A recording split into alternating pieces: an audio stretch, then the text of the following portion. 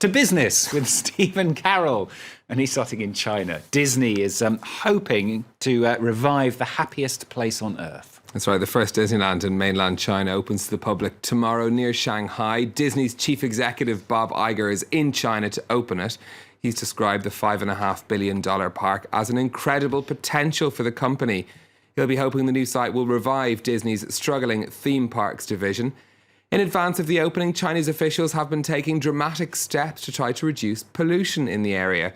Over 100 factories have been closed, and while that might help to clean the air, it's also having a major impact on the local economy. William Hildebrandt has more. As the world's tallest Disney castle was built in Shanghai, not far away, factories were torn down. 150 were ordered to shut down in the area, well over one-third razed to the ground, all to reduce pollution. Most of them were what officials call small family workshops that employed about a dozen or so workers. Some are moving to neighboring provinces, but many workers are unsure about their futures. We definitely won't be moving. Some people have been working here full-time for more than 10 years. We're just going to have to find another job.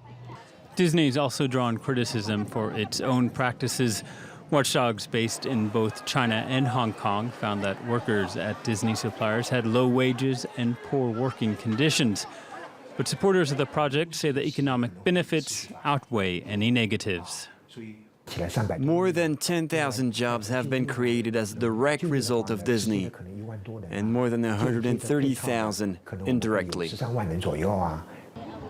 In the 5 years since the Disney project broke ground, hundreds of homes were demolished to make way for the resort. Though some residents were happy about the forced move, upgraded at Disney's expense to new high-rise apartment buildings. Disney Park's slogan is "Where dreams come true," but beyond the kingdom's walls, the reality is more complex. Staying in China, some controversy over the exclusion of the country from a list of emerging markets. This is a bit like not being picked for a team at school. The stock index firm MCSI has, for the third year running, refused to include China in its emerging markets index. Now, that's important because that list guides billions of dollars of investment. It's also seen as a mark of prestige. Now, MCSI says that it made the decision because of restrictions that China places on the stock market. A spokesperson for China's market regulator said that any index was incomplete without China's shares. The news led some on the Chinese social media site Weibo to dub MCSI must short China immediately. So is that affecting trading on the markets today then, Stephen? To be honest, most people were expecting that they wouldn't be included in this list, so Chinese markets pretty much shrugged off that news, and we are seeing some gains on Shanghai. It's up over 1%, 1.5% in fact, and some small gains on the Hang Seng in Hong Kong as well. There are still some investor jitters there about Brexit, though. Not much sign of a recovery from those big falls that we'd seen earlier in the markets earlier this week. Speaking of Brexit, the British Finance Minister has issued another warning of what might happen in Britain if it votes to leave the EU. George Osborne says a Brexit would trigger tax hikes and spending cuts. He's campaigning for the UK to remain in the EU and stated on Wednesday that funding to schools, hospitals and the army would have to be cut if voters choose to leave.